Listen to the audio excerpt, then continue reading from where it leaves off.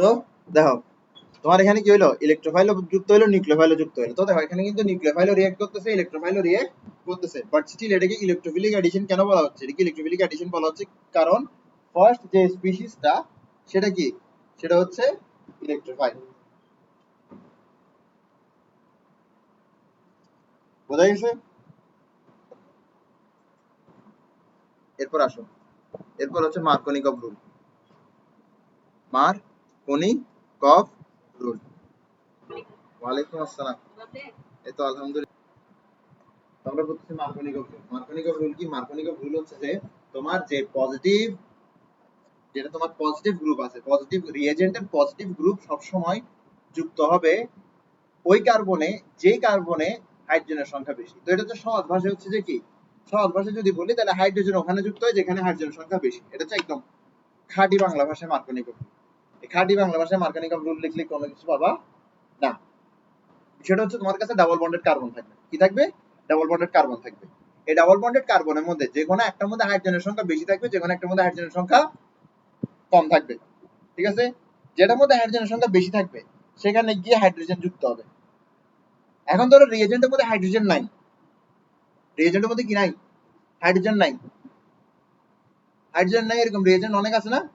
ধরো রিএজেন্টের মধ্যে হাইড্রোজেন নাই, তাহলে ওই রিএজেন্টের মধ্যে যেটা পজিটিভ গ্রুপ সেটা যুক্ত হবে যেখানে হাইড্রোজেন বেশি আছে সেখানে। ঠিক আছে? তাহলে মার্কোনিকভ রুল কি? মার্কোনিকভ রুল হচ্ছে, মার্কোনিকভ রুল হচ্ছে positive group, positive group of asymmetric reagent, positive group of asymmetric reagent, positive group of asymmetric reagent, positive group of asymmetric reagent, bonds with bonds with bonds with bonds with double bonded carbon, double bonded carbon, double bonded carbon, double bonded carbon, double bonded carbon with more hydrogen, double bonded carbon with more hydrogen, double bonded carbon with more hydrogen। যে double bonded কার্বনের মধ্যে হাইড্রোজেনের সংখ্যা বেশি সেটার সাথে positive group of asymmetric reagent bond করবে। এবার আসি আমরা এসিমেট্রিক রিএজেন্ট কি। মার্কোনিকভ রুল যেটা আছে, এই মার্কোনিকভ রুল অ্যাপ্লিকেবল হচ্ছে কাদের জন্য? এসিমেট্রিক অ্যালকিনের জন্য এবং এসিমেট্রিক রিএজেন্টের জন্য, এসিমেট্রিক অ্যালকিনের জন্য এবং এসিমেট্রিক রিএজেন্টের জন্য। এবার এসিমেট্রিক অ্যালকিন আর এসিমেট্রিক রিএজেন্ট মানে কি? এসিমেট্রিক মানে কি? এসিমেট্রিক মানে হচ্ছে যেটা, যেটাকে ভাঙলে দুইটা ভিন্ন অংশ তৈরি হবে, যেটাকে ভাঙলে দুইটা ভিন্ন অংশ তৈরি হবে। তো যদি খাঁটি বাংলা ভাষায় বলি যে এসিমেট্রিক অ্যালকেন কি, এসিমেট্রিক অ্যালকেন হচ্ছে যেখানে মধ্যে কার্বন ডাবল বন্ড কার্বন, এই যে ডাবল বন্ডেড কার্বন গুলো আছে, ডাবল বন্ডেড কার্বন গুলোর মধ্যে যখন ভিন্ন সংখ্যক হাইড্রোজেন থাকবে, ডাবল বন্ডেড কার্বনে ভিন্ন সংখ্যক hydrogen, different number of hydrogen in double bonded carbon, যখন ডাবল বন্ডেড কার্বনের মধ্যে ডিফারেন্ট নাম্বার অফ হাইড্রোজেন থাকবে তখন সেটাকে বলা হবে এসিমেট্রিক অ্যালকিন। আর এসিমেট্রিক রিএজেন্ট কি? এসিমেট্রিক রিএজেন্ট হচ্ছে যখন এটা দুইটা ভিন্ন অংশে বিভক্ত, যখন এটাকে দুইটা ভিন্ন অংশে তুমি ভাগ করতে পারবো, এটা কি বলা হবে? এসিমেট্রিক রিএজেন্ট। এসিমেট্রিক রিএজেন্ট বোঝা কোনো আহামরি বিষয় না। আসো আমরা আগে এসিমেট্রিক অ্যালকিনটা বুঝি। এসিমেট্রিক রিএজেন্ট এক্সাম্পল দাও মাত্র বুঝে যাবা। দেখো CH3, CH double bond CH, CH3, এটা কি এসিমেট্রিক হবে? হবে না, কারণ এখানে ডাবল বন্ডেড কার্বনের সাথে একই সংখ্যক হাইড্রোজেন আছে, তাই বলে এটা এসিমেট্রিক হবে না। ধরো আমরা আরেকটা অ্যালকিন ড্র করলাম, ধরো এই অ্যালকিনটা, হ্যাঁ, এটা এসিমেট্রিক হবে কেন? কারণ এখানের মধ্যে ডাবল বন্ডেড কার্বনের সাথে কি আছে? ভিন্ন সংখ্যক হাইড্রোজেন বন্ডেড আছে। Very good. এবার এসিমেট্রিক রিএজেন্ট কারা? আচ্ছা, এসিমেট্রিক রিএজেন্ট বুঝার জন্য আগে সিমেট্রিক রিএজেন্ট বুঝি আমরা। সিমেট্রিক রিএজেন্ট, সিমেট্রিক রিএজেন্ট বুঝে গেলে এসিমেট্রিক রিএজেন্ট বোঝা কোনো ব্যাপার না। সিমেট্রিক রিএজেন্ট, সিমেট্রিক রিএজেন্ট যেমন ধরো Cl2, এই যে Cl2 আছে, Cl2 এর মধ্যে কি আছে? দুইটা ক্লোরিন আছে। এবার Cl2 কে যদি তুমি ভাগ করো তাহলে দুইটা একই একই জিনিস পাবা। Br2 আছে, এটা তুমি ভাগ করো কি পাবা? একই জিনিস পাবো। তুমি যদি এই বরাবর কাটো, এই বরাবর কাটো, তোমার কি একই জিনিস আসতেছে, ঠিক না? তাহলে এগুলো কি সিমেট্রিক্যাল। H2 সিমেট্রিক্যাল, সিমেট্রিক্যাল না? অবশ্যই অবশ্যই সিমেট্রিক্যাল। H2 কি অবশ্যই অবশ্যই সিমেট্রিক্যাল। এবার আমি দিলাম ধরো HBr, হাইড্রোজেন ব্রোমাইড, এটা কি সিমেট্রিক্যাল? এটা জীবনও সিমেট্রিক্যাল হবে না। HCl জীবনও সিমেট্রিক্যাল হবে? জীবনও সিমেট্রিক্যাল হবে না। ঠিক আছে? তো এগুলো কি এসিমেট্রিক রিএজেন্ট, এগুলো কি এসিমেট্রিক রিএজেন্ট। হাইড্রোজেন ব্রোমাইডের মধ্যে ব্রোমিনের ইলেকট্রোনেগেটিভিটি বেশি, তাই বলে যদি এখানের মধ্যে হেটারোলাইটিক ফিশন হয় তাহলে H প্লাস Br মাইনাস তৈরি হবে, এখানে যদি হেটারোলাইটিক ফিশন হয় তাহলে H প্লাস Cl মাইনাস তৈরি হবে। ঠিক আছে, ভেরি গুড। এখন তোমার এখানের মধ্যে এখানে মধ্যে হাইড্রোজেন আছে, ঠিক না? তাই বলে হাইড্রোজেনটাই আলটিমেটলি কি হয়ে যাচ্ছে, পজিটিভ গ্রুপ হয়ে যাচ্ছে। কিন্তু যদি তোমার কি না থাকে, যদি তোমার হাইড্রোজেন না থাকে, যেমন ধরো KCl, তাহলে তোমার এখানে কি তৈরি হবে, K প্লাস Cl মাইনাস। তখন K প্লাসটা গিয়ে কোথায় যুক্ত হবে, যে কার্বনে হাইড্রোজেন বেশি সেই কার্বনে যুক্ত হবে, যে কার্বনে হাইড্রোজেন বেশি সেই কার্বনে যুক্ত হবে। তাহলে আমরা একটা রিঅ্যাকশন দিয়ে দিই মার্কোনিকভ রুলের জন্য। মার্কোনিকভ রুলের জন্য একটা রিঅ্যাকশন ড্র করি, সেটা হচ্ছে C।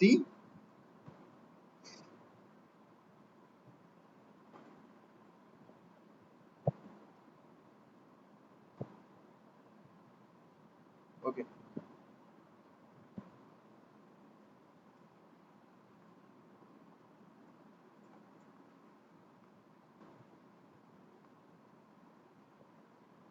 ওকে। তোমার এখানের মধ্যে কি আছে, ধরো ডাবল বন্ড আছে, ডাবল বন্ড আছে, ঠিক আছে। এখানে কি আছে, হাইড্রোজেন আছে, ক্লিয়ার? ওকে, এটা কি অ্যালকিন, এটা কি অ্যালকিন। এন্ড এটা কি সিমেট্রিক নাকি এসিমেট্রিক? অবশ্যই অবশ্যই এসিমেট্রিক, কারণ ডাবল বন্ডেড কার্বনের কাছে কি আছে, ভিন্ন সংখ্যক হাইড্রোজেন আছে, তাই বলে এটা কি এসিমেট্রিক। এবার এর সাথে আমরা কি করব, একটা এসিমেট্রিক রিএজেন্টের রিঅ্যাকশন দিব, যেটা হচ্ছে হাইড্রোজেন ব্রোমাইড। এই হাইড্রোজেন ব্রোমাইডের মধ্যে পজিটিভ গ্রুপকে H, নেগেটিভ গ্রুপকে Br মাইনাস। তো এখানে তো পজিটিভ গ্রুপটা গিয়ে কোথায় যুক্ত হবে, এখানে যুক্ত হবে, আর Br মাইনাস গিয়ে কোথায় যুক্ত হবে, এখানে যুক্ত হবে। তো এই যুক্ত হওয়ার জন্য আগে ডাবল বন্ডটা কি হইতে হবে, আগে ডাবল বন্ডটা ভাঙতে হবে, আগে ডাবল বন্ডটা ভাঙতে হবে, আগে ডাবল বন্ডটা ভাঙতে হবে। তো ডাবল বন্ডটা ভাঙবে, ডাবল বন্ডটা ভাঙার পরে এখানে একটা হাত ফাঁকা হইছে, এখানে একটা হাত ফাঁকা হইছে, এই ফাঁকা হাতের মধ্যে H প্লাস বসবে, আর এই ফাঁকা হাতের মধ্যে কে বসবে, Br মাইনাস বসবে। বন্ড তৈরি হয়ে যাওয়ার পরে আর প্লাস মাইনাসের কোনো গ্যাঞ্জাম নাই। বন্ড তৈরি হয়ে যাওয়ার পরে প্লাস মাইনাসের কোনো গ্যাঞ্জাম নেই। কেন গ্যাঞ্জাম নেই, কারণ আমি এটা তোমাকে মেকানিজম বুঝেছি। কেন, বন্ড তৈরি হওয়ার পরে এখানের মধ্যে মাইনাস, এখানের মধ্যে আর কি থাকতেছে না, প্লাস থাকতেছে না, এবং এখানের মধ্যে একটা মাইনাস থাকতেছে। এখানে প্লাস থাকে না কেন, কারণ এখান থেকে একটা ইলেকট্রন পাই, এখানে মাইনাস থাকে না কেন, কারণ ওইখানে একটা ইলেকট্রন দিয়ে দেয়। এন্ড প্রশ্ন হতে পারে যে কেন আমার এখানে H প্লাসটা এখানে গিয়ে যুক্ত হচ্ছে, কেন এই কার্বনে গিয়ে H প্লাসটা যুক্ত হচ্ছে। বিষয়টা হচ্ছে কিছুটা এরকম, যে আমাদের এখানের মধ্যে একটা ইন্ডাকটিভ ইফেক্ট আছে। কি আছে, ইন্ডাকটিভ ইফেক্ট। ইন্ডাকটিভ ইফেক্ট কি, ইন্ডাকটিভ ইফেক্ট হচ্ছে অ্যালকাইল গ্রুপ কি করে, অ্যালকাইল গ্রুপ কি করে, সিগমা বন্ড দিয়ে তার ইলেকট্রনকে ধাক্কা দেয়। অ্যালকাইল গ্রুপ কি করে, সিগমা বন্ড দিয়ে তার ইলেকট্রনকে ধাক্কা দেয়। যেমন ধরো আমি তোমার বিষয়টি বলি, বিষয়টা হচ্ছে এরকম, যে ধরো তোমার এখানে কি থাকলো, একটা কার্বন থাকলো, তিনটা হাইড্রোজেন থাকলো। তো এই কার্বন আর হাইড্রোজেনের মধ্যে তুলনামূলকভাবে ইলেকট্রোনেগেটিভিটি বেশি কার, কার্বনের, তাই বলে ইলেকট্রনগুলো একটু কার্বনের দিকে বেশি থাকবে। খুব বেশি থাকবে যে এমনও না, কিন্তু ইলেকট্রনগুলো কার্বনের দিকে বেশি থাকবে। এবার ইলেকট্রনগুলো যদি কার্বনের দিকে বেশি থাকে, কার্বনের মধ্যে কিন্তু একটা সামওয়াট একটা কি থাকবে, নেগেটিভ চার্জ কিন্তু থাকবে, তার মধ্যে কিন্তু একটা সামওয়াট নেগেটিভ চার্জ তৈরি হবে। এবার তার এখানে একটা ইলেকট্রন আছে না, যেটা দিয়ে সে এই বরাবর 4 নম্বর বন্ডটা তৈরি করে, সে তার নেগেটিভ চার্জের কারণে ইলেকট্রনটাকে সামনের দিকে ধাক্কা দিবে। তো এই যে সে সামনের দিকে তার ইলেকট্রনটাকে ধাক্কা দিচ্ছে, এটাকে কি বলা হচ্ছে, তার এটাকে বলা হচ্ছে তার ইন্ডাকটিভ ইফেক্ট। কি বলা হচ্ছে, ইন্ডাকটিভ ইফেক্ট। তো ইন্ডাকটিভ ইফেক্ট কার থাকতেছে, ইন্ডাকটিভ ইফেক্ট থাকতেছে হচ্ছে অ্যালকাইল গ্রুপের, কার থাকতেছে। তো এটা কি দেখাবে, ইন্ডাকটিভ ইফেক্ট দেখাবে। কোন দিক দিয়ে দেখাবে, ডান দিকে দেখাবে। তাহলে এটা কোন দিক দিয়ে ইন্ডাকটিভ ইফেক্ট দেখাবে, এটাও ডান দিকে দেখাবে। দেখো এটাও কিন্তু হাইড্রোজেনের সাথে যুক্ত, তাহলে এটাও ইন্ডাকটিভ ইফেক্ট কোন দিকে দেখাচ্ছে, ডান দিকে দেখাচ্ছে। তাহলে আলটিমেটলি পুরোপুরি ইন্ডাকটিভ ইফেক্ট কোন দিকে কাজ করতেছে, একদম ডান দিকে কাজ করতেছে। তো পুরোপুরি ইন্ডাকটিভ ইফেক্ট যখন ডান দিকে কাজ করবে, তখন ডান দিকে একটা কি তৈরি হবে, পার্শিয়াল নেগেটিভ চার্জ তৈরি হবে। এই পার্শিয়াল নেগেটিভ চার্জের কারণে পজিটিভ গ্রুপ এটাতে বন্ড ফর্ম করবে। বিষয়টা এখন মার্কোনিকভ মার্কোনিকভ যে প্রিন্সিপাল আছে, এটার মেকানিজম আসবো, mechanism of Markovnikov principal.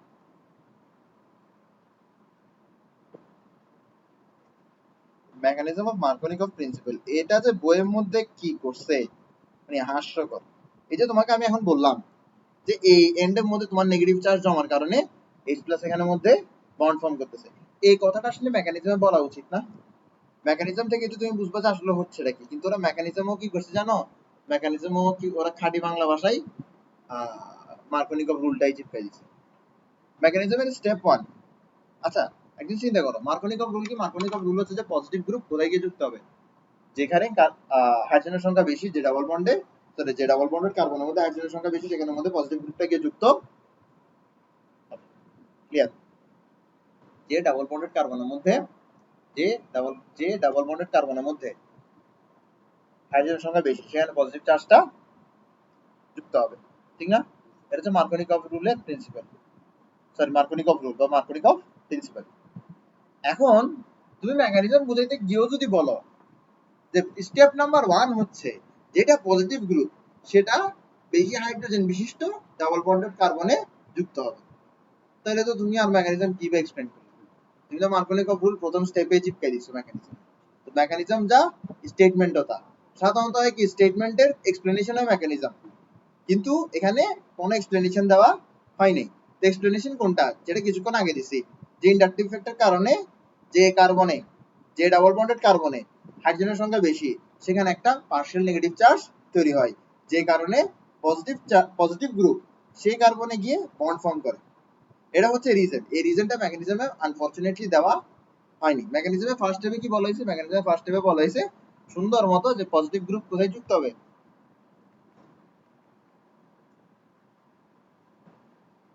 Carbon with more hydrogen. তো এটা কি এরকম কার্বন, এটা হচ্ছে double bonded carbon. Double bonded কার্বনকে আমরা একটু আমাদের এই শর্টকাট ভাষায় এইভাবে ডিনোট করতে হবে, ডাবল বন্ডেড কার্বন। ঠিক আছে, ওকে। তো যদি আমি এটার কথাই চিন্তা করি,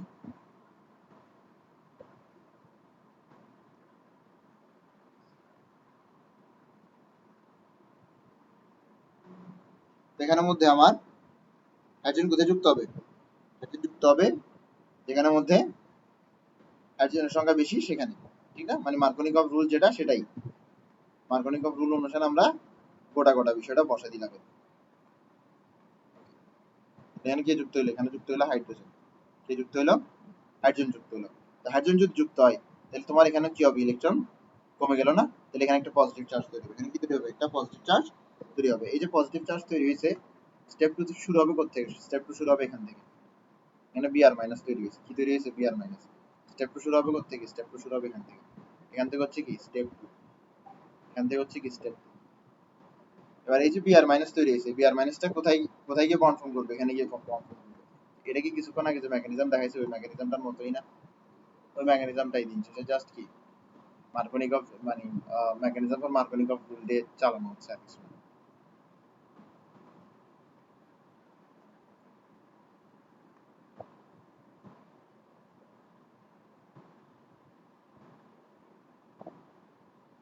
বলো।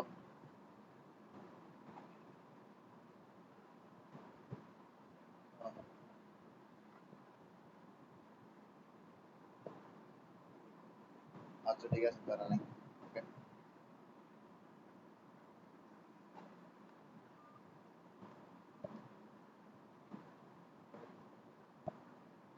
সেটা mechanism for Markovnikov principle. Mechanism for Markovnikov principle মাথায় রাখবে যে মার্কোনিকভ প্রিন্সিপাল হচ্ছে একটা কার্বোক্যাটায়ন প্রিন্সিপাল। মাথায় রাখবে এটা একটা কার্বোক্যাটায়ন মেকানিজম। এটা কি কার্বোক্যাটায়ন মেকানিজম। কার্বোক্যাটায়ন কি পড়াইছিলাম না, কার্বোক্যাটায়ন। কার্বোক্যাটায়ন মেকানিজম মানে কি এখানের মধ্যে কার্বোক্যাটায়ন তৈরি হবে, কি কি তৈরি হবে, কার্বোক্যাটায়ন তৈরি হবে। তো তুমি এই বিষয়টা কখন ভালো করে বুঝবে, যখন আমি তোমাকে কি পড়াবো, তখন আমি তোমাকে পড়াবো হচ্ছে অ্যান্টি মার্কোনিকভ। অ্যান্টি মার্কোনিকভ রুলে গিয়ে বুঝবা যে কি আসলে কার্বোক্যাটায়ন মেকানিজম ছাড়াও কি আরো মেকানিজম আছে। তাহলে আমরা এখন কি করবো, অ্যান্টি মার্কোনিকভ রুল কি করবো, অ্যান্টি মার্কোনিকভ। এই যে অ্যান্টি মার্কোনিকভ রুল আছে, এই অ্যান্টি মার্কোনিকভ রুল কি বলে, একটা তোমার ওই আমার এখনো মনে আছে যে একটা একবার মেডিকেল মেডিকেল ভর্তি পরীক্ষায় প্রশ্ন ছিল যে অ্যান্টি মার্কোনিকভ রুল কে দিছে, হু ফর্মুলেটেড অ্যান্টি মার্কোনিকভ রুল। এই নাম্বার অপশন দিছিল মার্কোনিকভ, বুঝছো? তো সবাই কি অ্যান্টি মার্কোনিকভ, নামে আছে মার্কোনিকভ, তাহলে কে দিছে মার্কোনিকভ, কিন্তু না, এটা দিছে কে, এটা দিছে খারাস। এবার খারাস যে রুলটা দিছে এটা মার্কোনিকভ রুলের ঠিক অপোজিট, এই কারণে এটাকে বলা হয় অ্যান্টি মার্কোনিকভ রুল। এটাকে আবার কি বলা হয়, এটাকে বলা হয় খারাস রুল। কি বলা হয়, খারাস।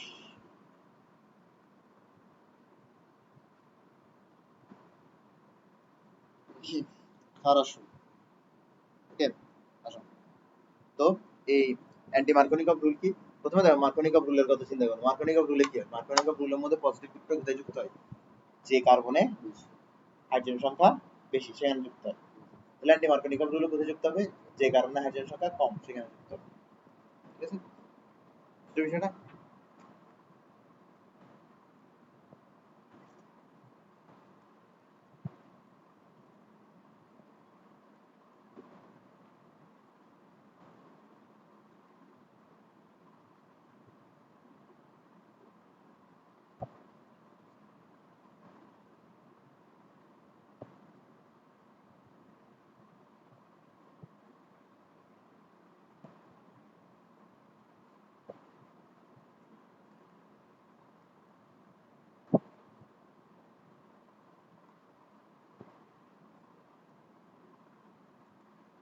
এটা হচ্ছে কি অ্যান্টি মার্কোনিকভ রুল আবার অ্যান্টি মার্কোনিকভ রুলের মধ্যে কয়েকটা জিনিস মেনশন করতে হবে ইন প্রেজেন্স অফ পেরোক্সাইড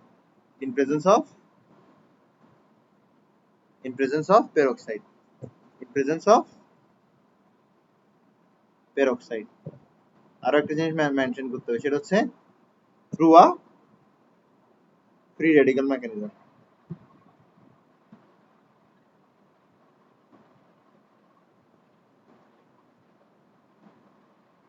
ঠিক আছে তো তুমি এটা এভাবে লিখতে পারো positive group from asymmetric reagent bonds with double bonded carbon with less hydrogen in presence of peroxide through a free radical mechanism বুঝা গেছে এবার আসি আমরা তো তোমার এখানের মধ্যে আমরা একটা এক্সাম্পল দিই CH3 CH double bond CH2 এরপরে কি হাইড্রোজেন ব্রোমাইড এটা কি পারঅক্সাইড এটা কি পারঅক্সাইড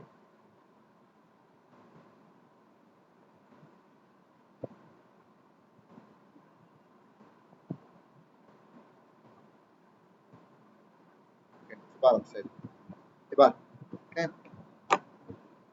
বলো কি তৈরি হবে এখানের মধ্যে হাইড্রোজেন কোথায় গিয়ে বন্ড ফর্ম করবে যেখানে হাইড্রোজেন কম সেখানে তার মানে হাইড্রোজেন গিয়ে বন্ড ফর্ম করবে হচ্ছে তোমার এখানে এখানে যদি বন্ড ফর্ম করে তাহলে এখানে হাইড্রোজেন কি দুটো হয়ে যাবে এখানে হাত খালি হবে হাত খালি হওয়ার পরে এটার সাথে গিয়ে বন্ড ফর্ম করবে আচ্ছা আমি সুন্দর করে দেখাই এদিকে এখানে বন্ড ফর্ম করতেছে হাইড্রোজেন আর এখানে বন্ড ফর্ম করতেছে ব্রোমিন ঠিক আছে এটা কিসের প্রেজেন্সে পারঅক্সাইডের প্রেজেন্সে কিসের প্রেজেন্সে পারঅক্সাইডের প্রেজেন্সে এখন আমরা একটা জিনিস আসবো যেটা হচ্ছে মেজর প্রোডাক্ট মাইনর প্রোডাক্ট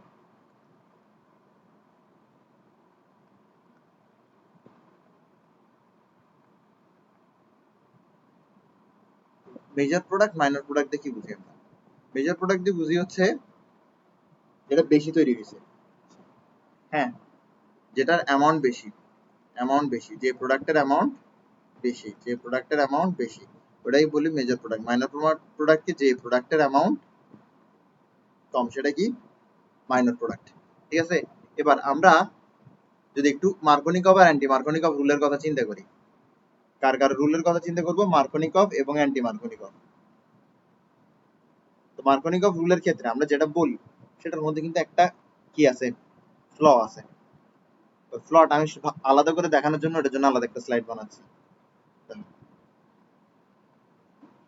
এবার আমি তোমার এখানে হাইড্রোজেন ব্রোমাইড দিলাম এরপরে ধরো তোমাকে বললাম কি এখানের মধ্যে কি করো মার্কোনিকভ রুল অ্যাপ্লাই করো এখানের মধ্যে মার্কোনিকভ রুল অ্যাপ্লাই করো যদি মার্কোনিকভ রুল অ্যাপ্লাই করতে বলি তাহলে এখানে আলটিমেটলি কি হবে এখানের মধ্যে তুমি যেটা করবা সেটা হচ্ছে তুমি এখানে যেখানে হাইড্রোজেন বেশি ওখানে হাইড্রোজেন যুক্ত করবা আর যেখানে হাইড্রোজেন কম ওখানে ব্রোমিন যুক্ত করবা ঠিক না যেখানে হাইড্রোজেন কম ওখানে ব্রোমিন যুক্ত করবা আর যেখানে হাইড্রোজেন বেশি ওখানে মধ্যে হাইড্রোজেন যুক্ত করবা সবাই মনে করে এটাই তৈরি হবে অন্যটা তৈরি হবে না কিন্তু আসলে এটার পাশাপাশি অন্যটাও তৈরি হবে অন্যটা কি হাইড্রোজেন যুক্ত হবে যেখানে হাইড্রোজেন কম ব্রোমিন যুক্ত হবে যেখানে হাইড্রোজেন বেশি এখন প্রশ্ন নিতে পারে তাহলে স্যার মার্কোনিকভ রুলের আর মানে কি দাঁড়ায় যদি এমনটা হয়ে থাকে বিষয়টা হচ্ছে তোমার এখানে একটা হবে মেজর প্রোডাক্ট আর একটা হবে মাইনর প্রোডাক্ট একটা হবে মেজর প্রোডাক্ট আর একটা কি মাইনর প্রোডাক্ট তো তোমার মার্কোনিকভ যে প্রোডাক্টটা প্রেডিক্ট করতেছে ওটা হবে মেজর প্রোডাক্ট আর মার্কোনিকভ যে প্রোডাক্টটা প্রেডিক্ট করতেছে না ওটা হচ্ছে মাইনর প্রোডাক্ট দুটোটাই তৈরি হবে এটা মেজর এটা মাইনর মেজর মানে কি পরিমাণে বেশি মাইনর মানে কি পরিমাণে কম এবার যদি আমরা অ্যান্টি মার্কোনিকভের ক্ষেত্রে আসি,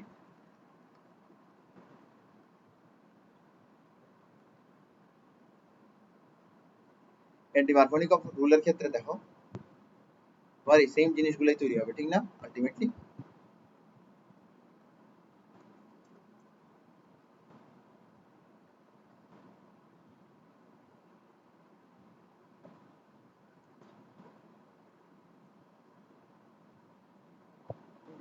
তোমার এখানের মধ্যে যে কোনো একটা হবে মেজর, আরেকটা কি হবে মাইনর। তো অ্যান্টি মার্কোনিকভ রুল অনুসারে, অ্যান্টি মার্কোনিকভ রুল অনুসারে হাইড্রোজেন কোথায় যুক্ত হবে? যেখানে হাইড্রোজেন কম সেখানে। তো অ্যান্টি মার্কোনিকভ যে প্রোডাক্টটা প্রেডিক্ট করতেছে ওটা কি হবে? মেজর। আর যেটা প্রেডিক্ট করতেছে ওটা হবে মাইনর। তো মার্কোনিকভ রুলের ক্ষেত্রে যেটা মার্কোনিকভ প্রেডিক্ট করে ওটা হবে মেজর, আর যেটা মার্কোনিকভ প্রেডিক্ট করে না ওটা হবে মাইনর। অ্যান্টি মার্কোনিকভ রুলের ক্ষেত্রে যেটা অ্যান্টি মার্কোনিকভ রুল প্রেডিক্ট করে ওটা হবে মেজর, আর যেটা সে প্রেডিক্ট করে না ওটা হবে মাইনর। কিন্তু দোনোটাই তৈরি হবে, দোনো ক্ষেত্রেই কি দোনোটা তৈরি হবে, দোনো ক্ষেত্রেই কি দোনোটাই তৈরি হবে। ওকে, এবার আমরা অ্যান্টি মার্কোনিকভ রুলের কি শিখবো? অ্যান্টি মার্কোনিকভ রুলের মেকানিজম শিখবো।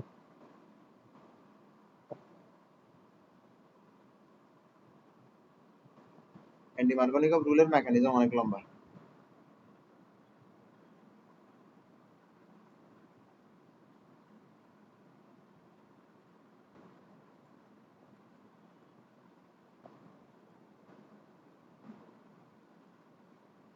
অ্যান্টি মার্কোনিকভ রুলের মেকানিজম, তো ফার্স্ট যে মেকানিজম, ফার্স্ট স্টেপ সেখানের মধ্যে কি তৈরি হবে? সেখানের মধ্যে ফ্রি রেডিক্যাল তৈরি হবে।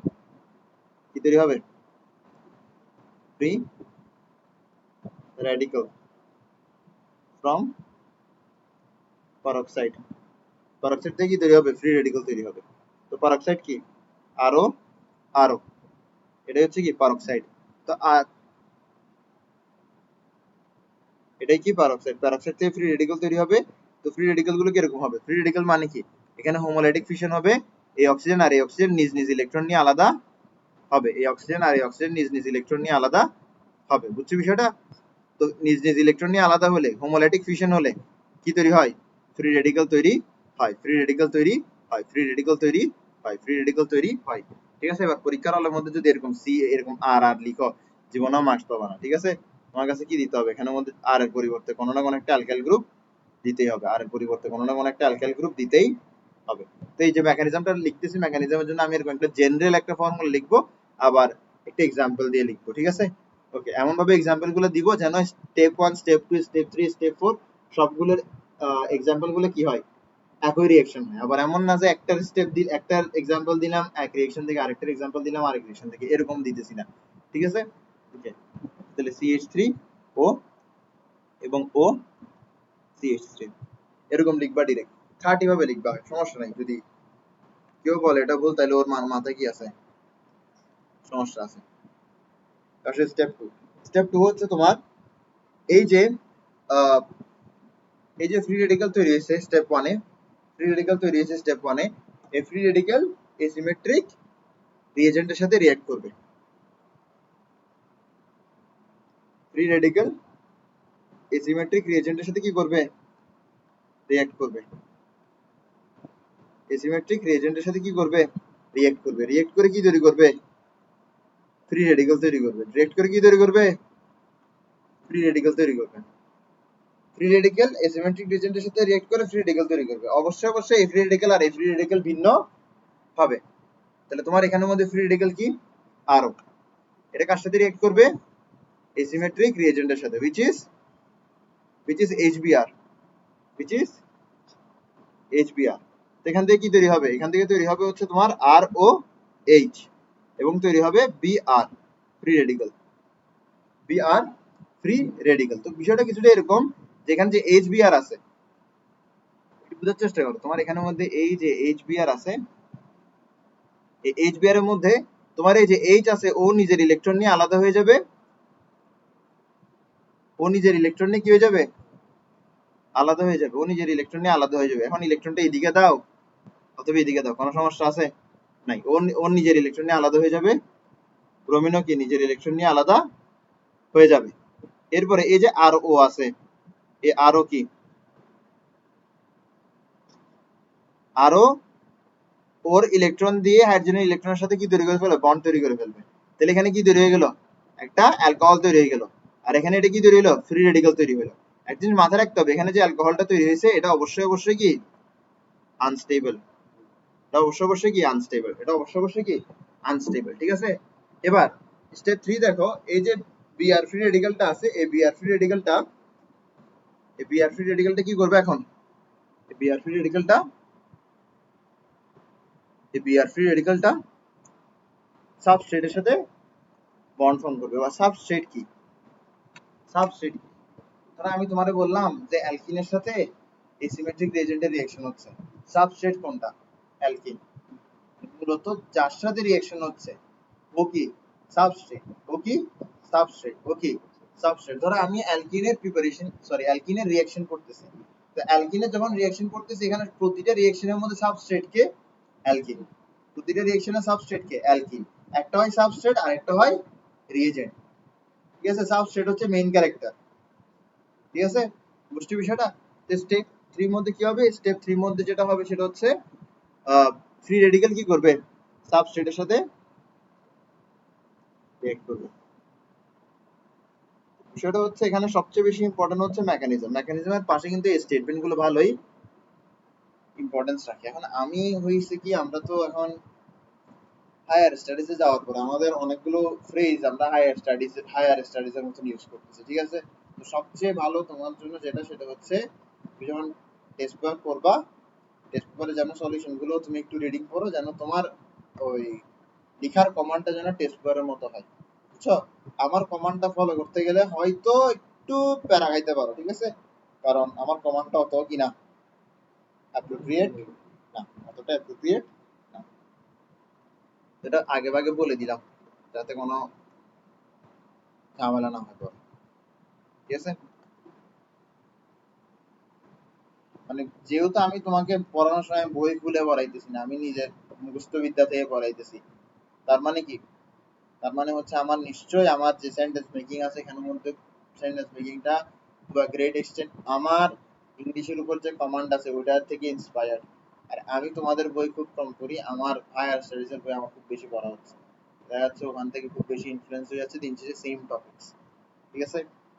তো আলটিমেটলি তোমাদের জন্য বেস্ট কি, বেস্ট হচ্ছে তোমাদের টেস্ট পেপারের মধ্যে যেভাবে ব্যাখ্যাগুলো দেওয়া আছে সেভাবে পড়া, সেম ব্যাখ্যায় দেওয়া আছে, হয়তো একটু ভিন্নভাবে দেওয়া আছে। আর অনেকগুলো জিনিস দেওয়া থাকবে না, যেমন ধর একটা জিনিস দেওয়াই থাকবে না, যেটা হচ্ছে যে এটা যে আনস্টেবল এটা বলা থাকবে না, ঠিক আছে। এটা যে আনস্টেবল এটা বলা থাকবে না, আর এটা যে আনস্টেবল এটা যদি তুমি বুঝতে না পারো, তুমি এই মেকানিজম কখনো মিলাইতে পারবা না।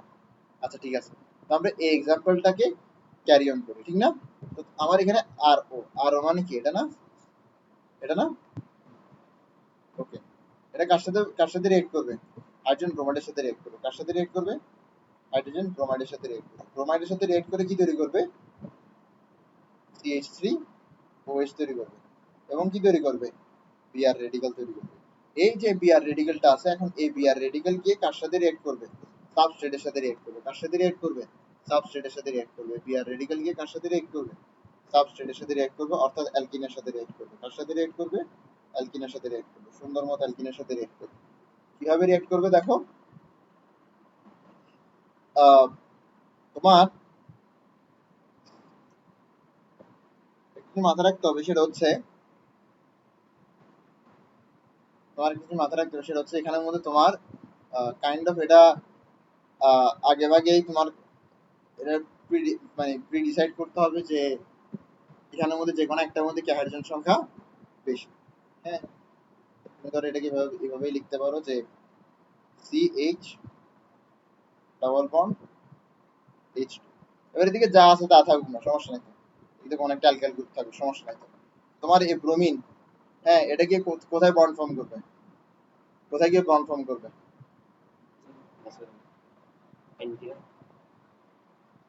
আমি বলি অ্যান্টির ক্ষেত্রে পজিটিভ গ্রুপ বন্ড ফর্ম করে কি, যেখানে হাইড্রোজেন কম আছে সেখানে।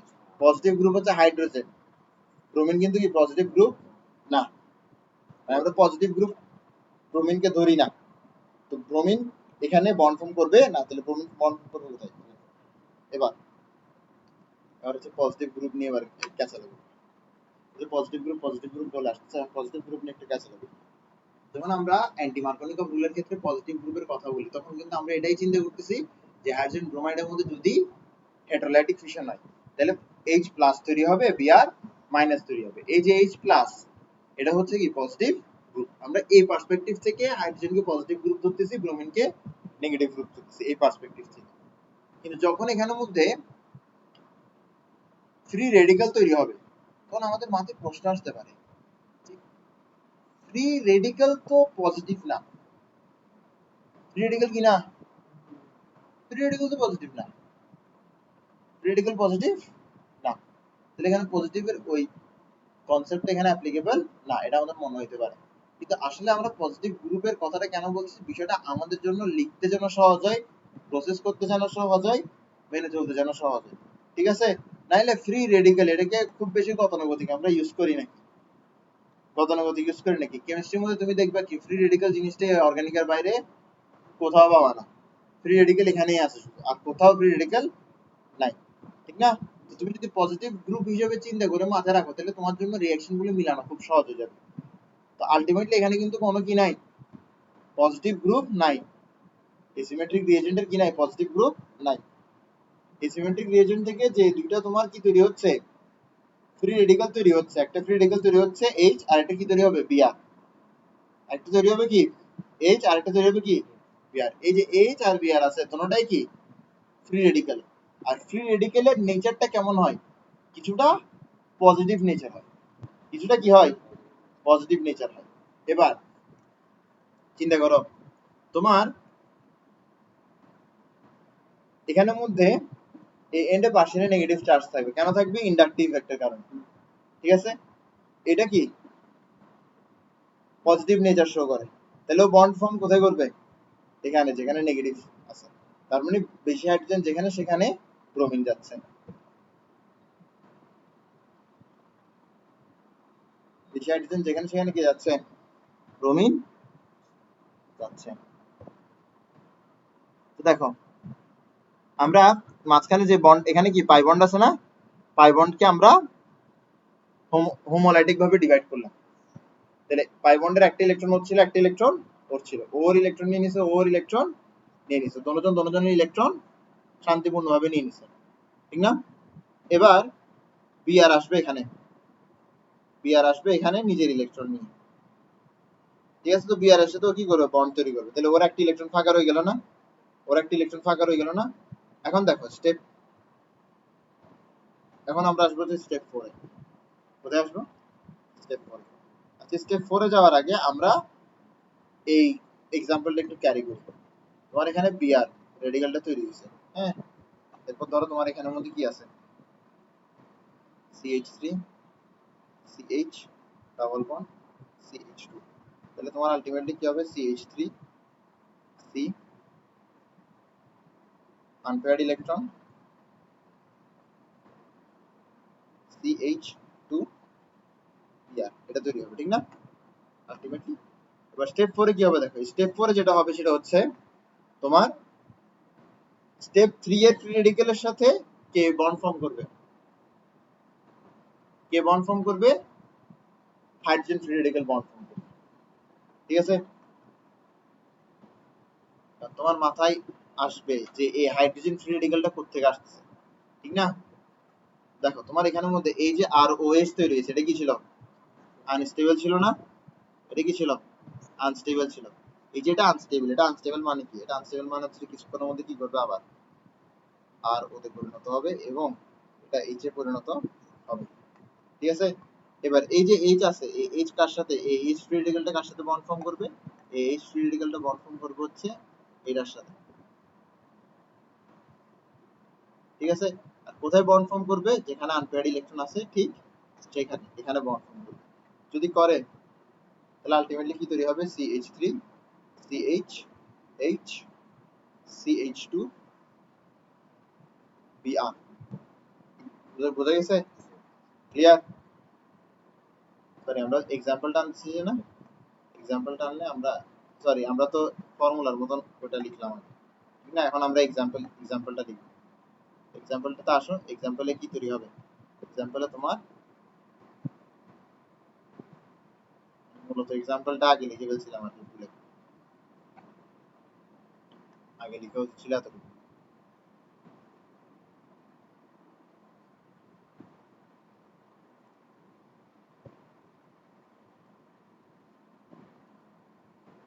CH3 CH H CH2 আর বুঝা গেছে?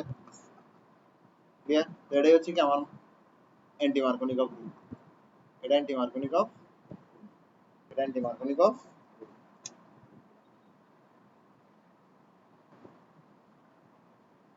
আমরা যেটা বলবো সেটা হচ্ছে ওজোনোলাইসিস।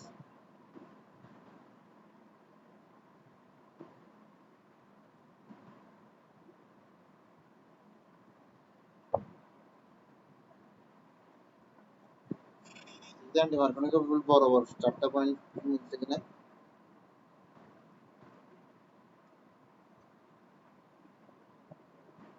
4টা পয়েন্টই 4টা পয়েন্ট মিলছে, না মিলে যাবে বই। আমরা যেটা বলবো সেটা হচ্ছে ওজোনোলাইসিস করবো। কি করবো? ওজোনোলাইসিস। আমার one of the favourite reaction ozonolysis. আর তুমি বলতেছো শেষ করে দিতে, হ্যাঁ? CH3 CH double bond CH2, ঠিক আছে, O3। প্রথম যে জিনিসটা ঘটে সেটা হচ্ছে এখানে একটা ঘর তৈরি হয়। কি তৈরি হয়? ঘর তৈরি হয়। তো কিভাবে ঘরটা তৈরি হয় দেখো, CH3 CH2, সরি CH2 না CH, হ্যাঁ, আর এখানে কি আছে? CH2 আছে, ঠিক না? এখানে একটা কি তৈরি হবে? ঘর তৈরি হবে। কিভাবে ঘর তৈরি হবে দেখো, এই বরাবর একটা ঘর তৈরি হয়েছে, একটা ঘর তৈরি হবে। কি তৈরি হবে? একটা ঘর তৈরি হবে। এই যে ঘর তৈরি হয়েছে, এটাই কি বলবো আমরা? ওজোনাইট। কি বলবো? এটা কি হয়? এটা অনেক বেশি আনস্টেবল হয়। তো কোনো কিছু যদি আনস্টেবল হয় সে কি হবে? সে ভেঙে পড়বে। সে কি হবে? সে ভেঙে পড়বে। এই যে ঘরের উপরে যে ছাদ আছে অক্সিজেন, এটাকে নেয়ার জন্য আসে কি? জিঙ্ক। জিঙ্ক এটাকে নিয়ে জিঙ্ক অক্সাইড তৈরি করে এবং আচ্ছা, তোমার এখানের মধ্যে কি হবে? এই একটা অক্সিজেন নিয়ে নিছে কে? জিঙ্কে। জিঙ্ক একটা অক্সিজেন নিয়ে নিছে, এটা তোমার এখানের মধ্যে কি হবে? বন্ড ব্রেক হবে। কি হবে? বন্ড ব্রেক হবে, ঠিক আছে? কোথায় বন্ড ব্রেক হচ্ছে? এদিকে ব্রেক হচ্ছে, এদিকে ব্রেক হচ্ছে, এদিকে ব্রেক হচ্ছে, এদিকে ব্রেক হচ্ছে। তাহলে তোমার এখানের মধ্যে কি থাকলো দেখো? CH3, ওকে আমি দিলাম, ঠিক আছে, ACH দিলাম, ঠিক আছে, ওই দিক দিয়ে কার সাথে যুক্ত? অক্সিজেনের সাথে যুক্ত। এবার দেখো ওর একটা হাত এদিকে খালি খালি হয়ে যাচ্ছে বন্ড ভাঙার কারণে, ওর আরেকটা হাত এদিকে খালি হয়ে যাচ্ছে কি? বন্ড ভাঙার কারণে। ওর একটা হাত এদিকে খালি হয়েছে বন্ড ভাঙার কারণে, ওর একটা হাত এদিকে খালি হয়েছে বন্ড ভাঙার কারণে। তাহলে ওর একটা হাত খালি, ওর একটা হাত খালি, এই খালি হাত মিলে ডাবল বন্ড তৈরি করবে। ঠিক একইভাবে তোমার এখানে একটা হাত খালি হবে, এখানে একটা হাত খালি হবে, দুই হাত মিলে কি তৈরি করবে?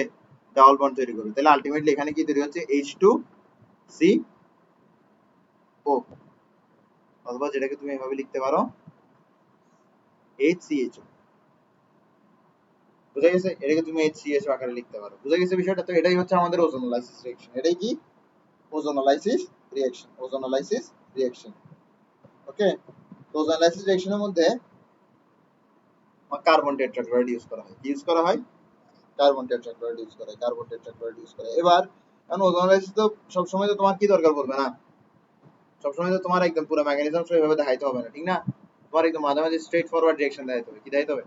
স্ট্রেট ফরওয়ার্ড ডিরেকশন দেখাইতে হবে। ধরো তোমার এখানে কি আছে? CH3 CH2 CH double bond CH CH3, এটার ওজোনোলাইসিস করতে বলছি। কি করতে বলছি? ওজোনোলাইসিস করতে বলছি। একদম খাঁটি বাংলা ভাষায় যে কাজটা করবে জানো? খাঁটি বাংলা ভাষায় বলে দিচ্ছে ওজোনোলাইসিস কি? ডাবল বন্ড বরাবর কি করে ফেলবা? ডাবল বন্ড বরাবর আলাদা করে ফেলবা। ডাবল বন্ড বরাবর কি করবা?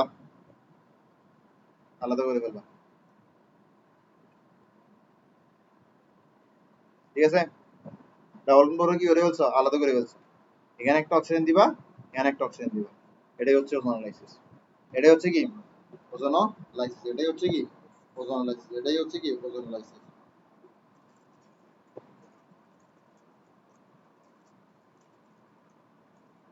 বুঝছো বিষয়টা? এবার দেখো ওজোনোলাইসিস আসলে আলটিমেটলি কি তৈরি হচ্ছে আমাদের, দেখো এটা কি, এটা তো সিএইচও আছে, এটা তো কি আছে সিএইচও আছে, তাহলে দোনোটাই কি অ্যালডিহাইড। এখানে কি সিএইচও আছে, এখানেও কি সিএইচও আছে, তাহলে দোনোটা কি অ্যালডিহাইড। তাহলে ওজোনোলাইসিসে কি তৈরি হয়, অ্যালডিহাইড তৈরি। ওজোনোলাইসিসে কি তৈরি হয়,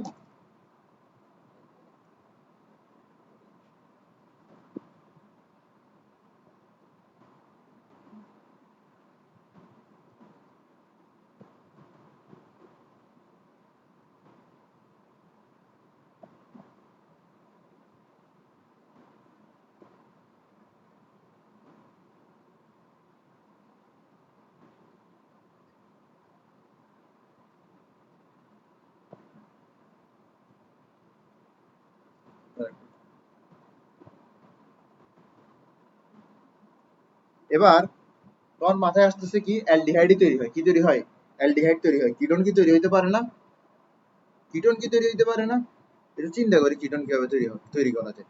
দেখো CH3 CH2, হ্যাঁ, CH double bond C, CH3 CH3, এটার যদি আমরা কি করি ওজোনালাইসিস করি, ওজোনালাইসিস করলে কি হয়, ডাবল বন্ড বরাবর কি করতে হয়, আলাদা করতে হয়।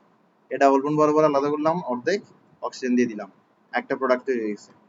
এই ডাবল বন্ড বরাবর বাদ বাকি অর্ধেককে আলাদা করব, অক্সিজেন দিয়ে দিব, আরেকটা প্রোডাক্ট তৈরি হবে। তাহলে এই যে এটা তৈরি হয়েছে এটা কি, এটা কিটোন না, এটা হচ্ছে কিটোন। তার মানে আমার ওজোনালাইসিস রিঅ্যাকশনের থ্রু কিটোনও তৈরি হতে পারে, অ্যালডিহাইডও তৈরি হতে পারে। অবশ্যই অবশ্যই এখানে CCl4 জিঙ্ক দিতে হবে, এখানেও কি CCl4 জিঙ্ক দিতে হবে। ওজোনালাইসিস হলে কি CCl4 জিঙ্ক দিতে হবেই হবে, কোনো অপশন নাই, কোনো অপশন নাই। বুঝছো বিষয়টা? ভেরি গুড, কোনো অপশন নাই। এরপরে হচ্ছে আমার অ্যালকিন আইডেন্টিফিকেশন, অ্যালকিন আইডেন্টিফিকেশন।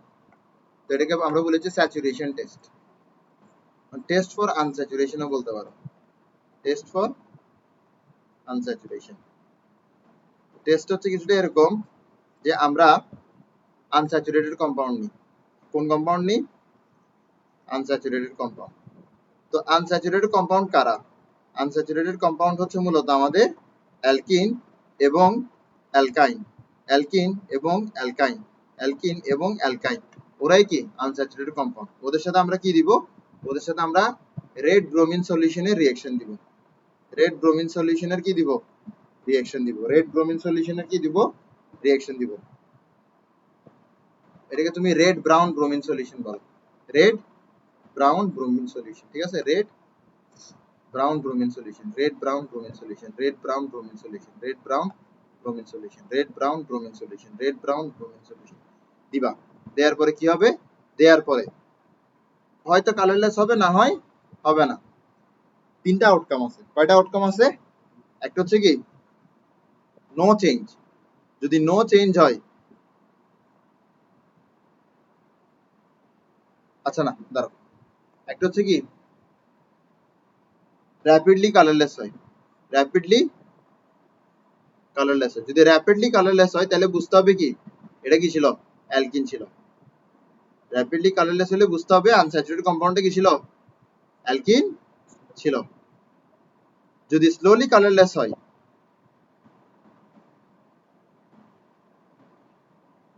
তাহলে বুঝতে হবে কি এটা অ্যালকাইন ছিল। আরেকটা বিষয় যে কি বলে এটাকে, অ্যালকেনের ক্ষেত্রে, অ্যালকেনের ক্ষেত্রে যদি আমরা এই টেস্টটা করি তাহলে এখানের মধ্যে কি হবে না, কোনো চেঞ্জ হবে না। অ্যালকেনের ক্ষেত্রে যদি আমরা এই টেস্টটা করি তাহলে এখানে কি হবে না, কোনো চেঞ্জ হবে না, কোনো চেঞ্জ হবে না, নো চেঞ্জ। তো ধরো তোমাকে একটা স্যাম্পল দিছি, তোমাকে ধরো তিনটা স্যাম্পল দিছি, কয়টা স্যাম্পল, তিনটা স্যাম্পল, একটা হচ্ছে স্যাম্পল 1, একটা স্যাম্পল 2, একটা স্যাম্পল 3, তিনটা স্যাম্পল দিছি। এই তিনটা স্যাম্পলের মধ্যে আমি বললাম কোনটা অ্যালকেন, কোনটা অ্যালকিন, কোনটা অ্যালকাইন ডিটারমাইন করো। তাহলে তুমি কি করবা, তিনটার সাথে ব্রোমিনকে রিঅ্যাক্ট করে দিবা, তিনটার সাথে ব্রোমিনকে রিঅ্যাক্ট করে দিবা, তিনটার সাথে ব্রোমিনকে রিঅ্যাক্ট করে দিবা। এরপরে তুমি চেক করবা যে কোনটাতে সবার আগে কালারলেস হয়েছে, যেটা সবার আগে কালারলেস হয়েছে সেটা কি হবে, যেটা সবার আগে কালারলেস হয়েছে ওটা অ্যালকিন হবে, ঠিক আছে।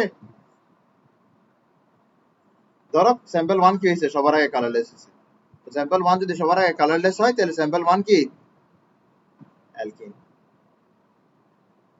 দেখো এরপরে স্যাম্পল 2 ধরো কালারলেস হয় না, স্যাম্পল 2 কোনো চেঞ্জই দেখায় নাই, নো চেঞ্জ, তাহলে বুঝতে হবে স্যাম্পল 2 কি আসলে অ্যালকেইন, স্যাম্পল 2 কি আসলে অ্যালকেইন।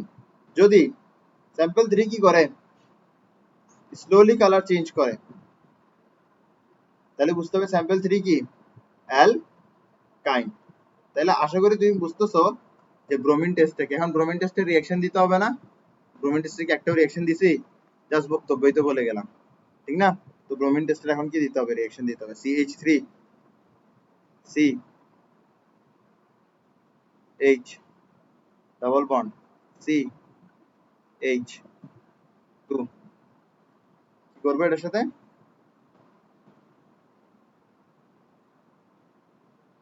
ব্রোমিনের রিঅ্যাকশন দিবে, এটা কি ব্রোমিন টেস্ট দিচ্ছে, ঠিক না। তাহলে এখানের মধ্যে কেন কালারলেস হয়, কারণ ব্রোমিন আর থাকতেছে না। কেন ব্রোমিন থাকতেছে না, কারণ ব্রোমিন এটার সাথে রিঅ্যাক্ট করতেছে, কারণ ব্রোমিন এটার সাথে রিঅ্যাক্ট করতেছে। ব্রোমিন যদি এটার সাথে রিঅ্যাক্ট করে তাহলে এখানের মধ্যে আমার ডাবল বন্ড ভেঙে যাবে, ডাবল বন্ড ভেঙে যাবে, ডাবল বন্ড ভেঙে যাবে এবং এখানের মধ্যে ব্রোমিন যুক্ত হবে, এখানের মধ্যে ব্রোমিন যুক্ত হবে, এখানের মধ্যে ব্রোমিন যুক্ত হবে, এখানের মধ্যে ব্রোমিন যুক্ত হবে, ক্লিয়ার, ভেরি গুড। সেম যে রিঅ্যাকশন যদি আমি অ্যালকাইনের জন্য দিই,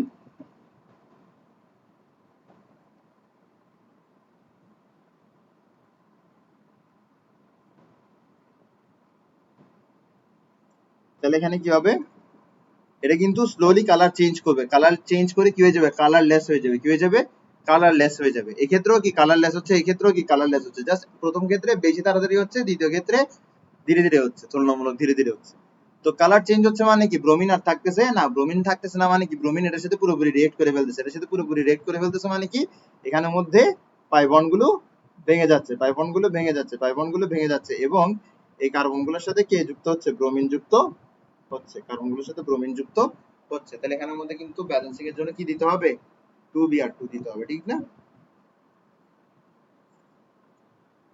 তাহলে আমরা ব্রোমিন টেস্ট করে ফেললাম, এখন আমরা বলবো হচ্ছে bear test, bear test, bear test.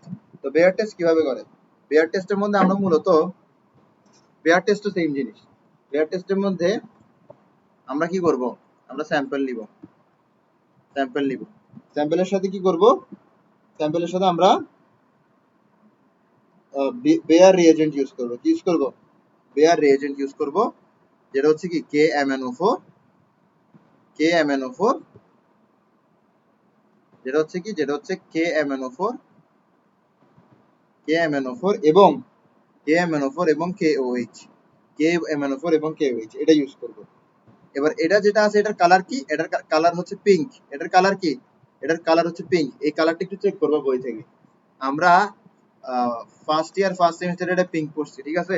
আমি ওই দিন বাংলা ভার্সনের বই পড়তেছি, গোলাপি না পেয়ে আমি পাইছি ওখানে কি বেগুনি, কি পাইছি বেগুনি। তো এটার কালারটা একটু চেক করি, আর একটু কালার পিঙ্ক পাই পাই কি হয়, পিঙ্ক হয়। ইন্টারন্যাশনাল এটার কালার পিঙ্ক, এখন এইচএসসি তে এটার কালার বেগুনি কিনা আমার আসলে খেয়াল নাই, আর একটু চেক করার দরকার আছে, ঠিক আছে, একটু মনে কেন যেন সন্দেহ লাগতেছে, ঠিক আছে।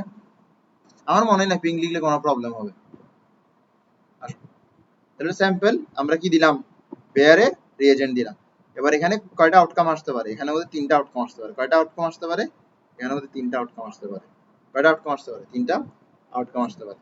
ধরো তোমার এখানের মধ্যে কোনো রিঅ্যাকশন হয়নি, মানে no change, no change, no change মানে কি, নো চেঞ্জ মানে হচ্ছে sample is alkane, sample is alkane, no change মানে কি, স্যাম্পল ইজ অ্যালকেন।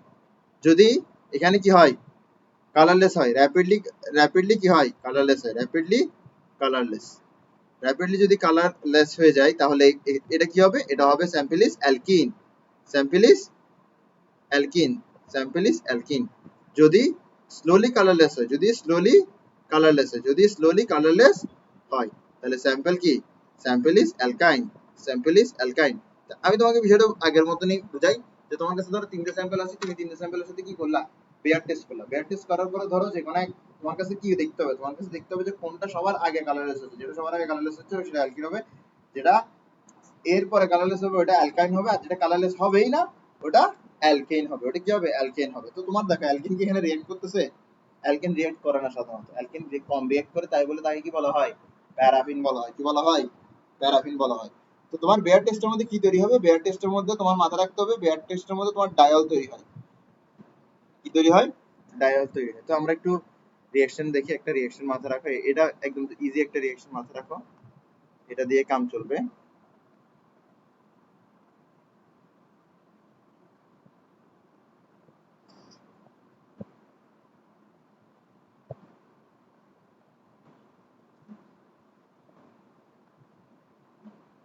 এখানে কি দুইটা ওয়েজ আছে, তাই বলে এই কম্পাউন্ডটাই কি বলা হবে? ডায়ল।